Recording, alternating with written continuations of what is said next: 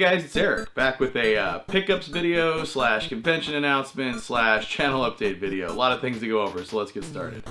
Actually, first let's start with the convention announcement. So this year I know for sure so far I'll be attending 2 conventions. I'll be attending the Phoenix Comic-Con on May 25th to the 28th, so if you're at that event and see me wandering around, come say hi.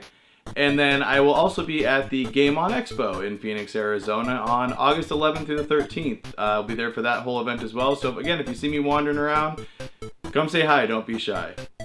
And now on to some pickups. So I picked up quite a few cool things recently that I wanted to kind of show off that will also kind of go into a channel update towards the end when I show off the really cool things I picked up at the end.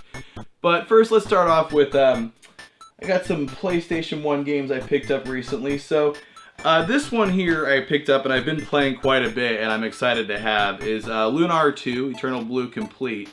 Now I've never actually played through this before. I played through the first Lunar game on the Sega CD, so I'm now playing through this on the PS1 and this is fantastic. I'm really enjoying it so far, so definitely happy to have that. And then I also picked up kind of goofy, but you know, I'm a big fan of the Top Gun movie. So I picked up Top Gun Fire at Will for the PlayStation 1. I haven't had a chance to try this out yet. I'm sure it's goofy as hell. It has full motion video with that bald dude, I can't think of his name now, but the bald guy that's in the first movie that tells them that he's gonna have them fly in a C-130 full of rubber dog shit to Hong Kong or something like that. He's in this in the full motion video scene, so I'm pretty excited about that. I'm sure there'll be a review at some point. And then these are not PS1 games. Let me put these back. Also, I took a trip to Goodwill recently, and if you're not familiar with Goodwill in the Phoenix area, they do this thing where different colored tags each week are 50% off. So blue tags were 50% off, and I was looking in the case, and I found a bunch of these loose PS1 games. Now, I don't normally buy loose PS1 games, but this was too good of a deal to pass up. You see, these were marked $3.99, but then blue was half off. So I got these for $2 each, and there's a couple of games in each one, and each of these plastic bags that I grabbed had good games, you know, ones that I don't have on, you know, on the outside. So I'm going to open these up on camera and see what the other discs that I couldn't see were. But just for example, this one's got Tekken 2 I could see, which I don't have, and then it's got Test Drive Off-Road 2, which it's, you know, it's Test Drive. That's got to be fun. So let's open this one up and see what else is in here. Alright, so we've got, there it is, Test Drive. Don't have that. Oh, Tony Hawk Pro Skater was the disc that I couldn't see. I don't have the first one on the PS1, so that's cool. And these are all actually in really good shape, surprisingly, for just being loose discs. And then, of course, there's Tekken 2. So there's one, and I bought 3 of these packages of discs. So let's see what's in the other ones. Now, on this one, the one that I could see on the outside was Twisted Metal, which I love Twisted Metal, but I had this as a kid and don't have it now. And then Cool Borders 2, which who cares? But let's see what the other disc that I couldn't see was on this one. Alright, so we got Twisted Metal. And then, what is this? Oh, WCW Nitro, that should be interesting. And then Cool Borders 2. And then the last one, this was cool. This has Twisted Metal 2, or no, that's Twisted Metal 3, which I actually used to rent that as a kid. And then Crash Bandicoot, which I've actually never played, but I've heard is a good game. Again, $2, and then there's, looks like another disc in the middle that I couldn't see, so let's open this one up. Crash Bandicoot. What is this? I can't tell what this is.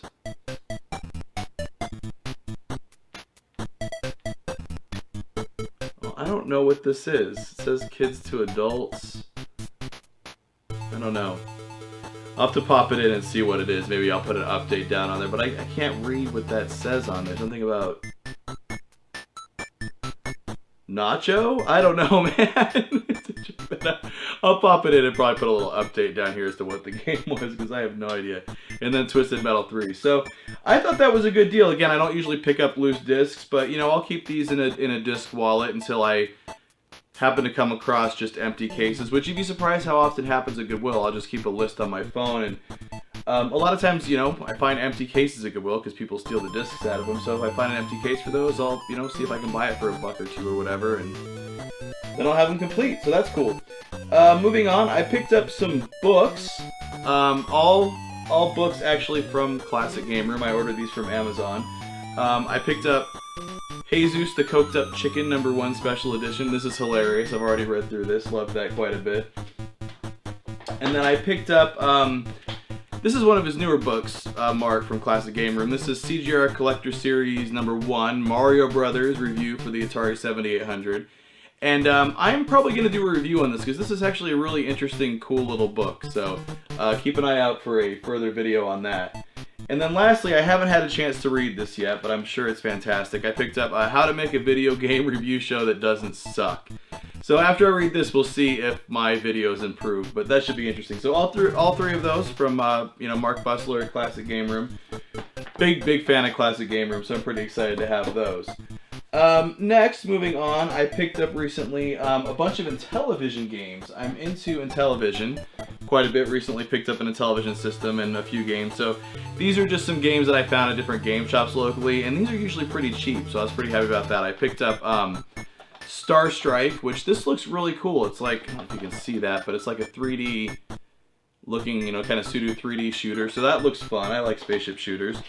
And then I got Auto Racing, which I love the artwork on these, and I love that I found these complete box. And this almost looks like Micro Machines, like it plays almost like that. So I'm excited. I haven't had a chance to try this one out yet, but that's cool. And then Armor Battle, which I've played this before. This is fantastic, and I actually have Armor Assault on the Atari 2600, which I think is basically the same game, and that's fantastic. And then Lock and Chase, which is also another great game and a great version of it on the Intellivision, so excited to have that. And then lastly, I picked up two iMagic games, which these are great. I picked up Atlantis. And look at the shiny, I love the shiny boxes.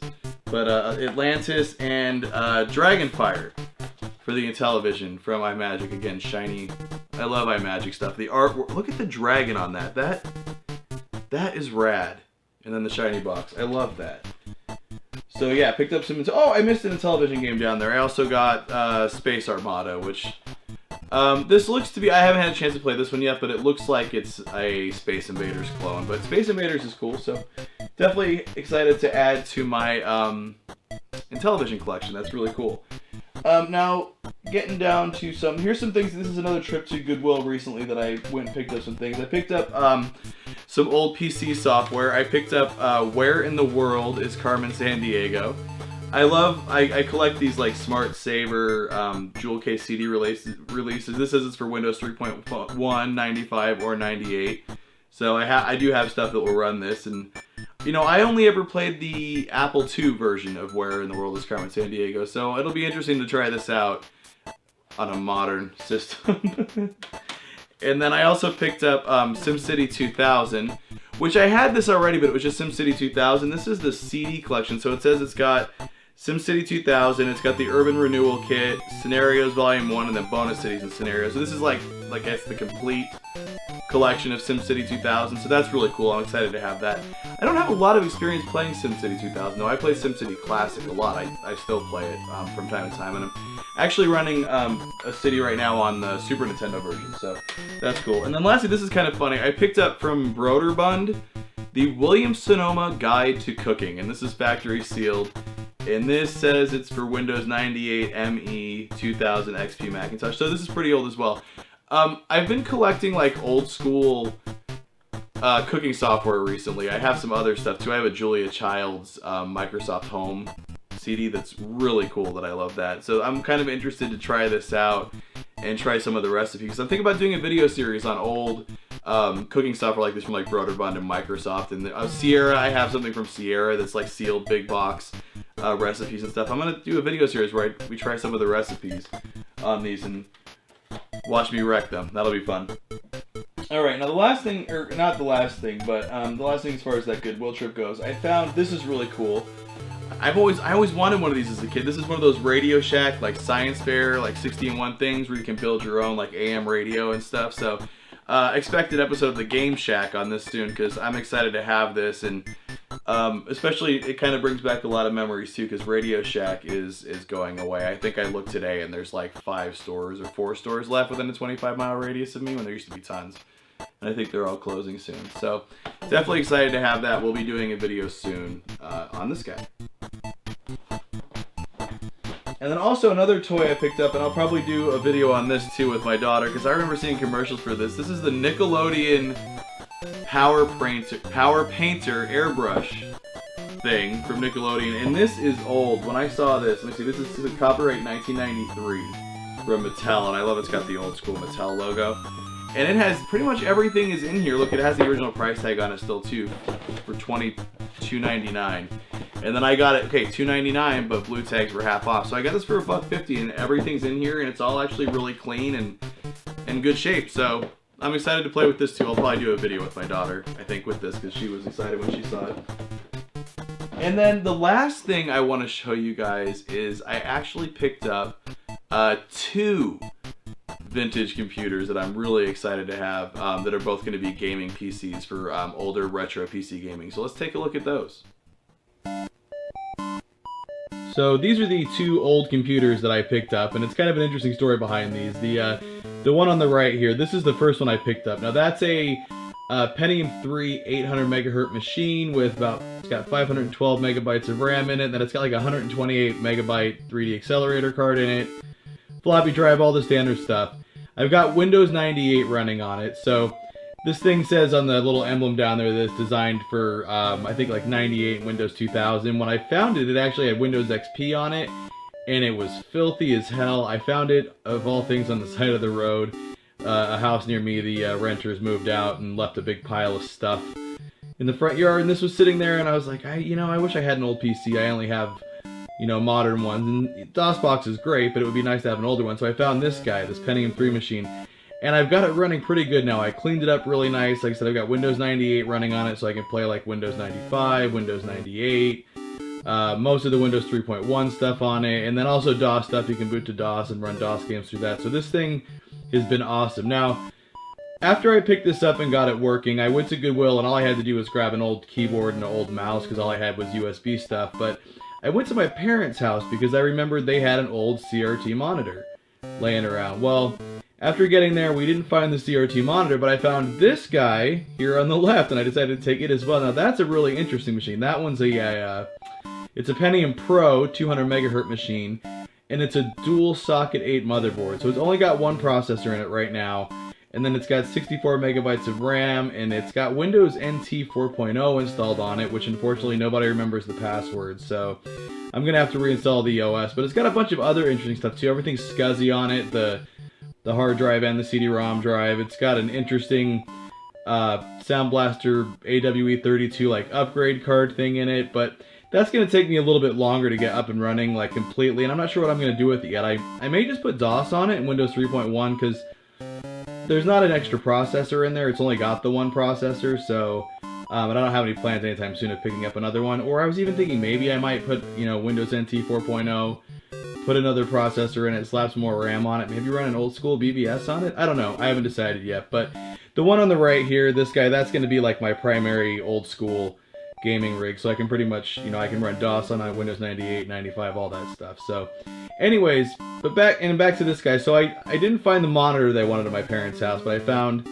this extra computer. Well, the next day in my neighborhood, in front of a different house, they had some stuff up. At this point, it was the bulk pickup day now, where like the garbage guys come through and just pick up stuff.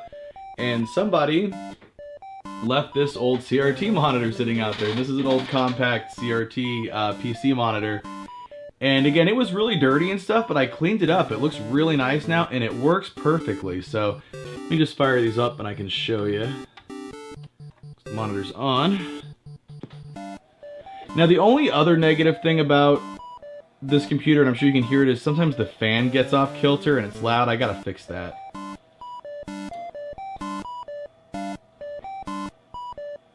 There goes the monitor.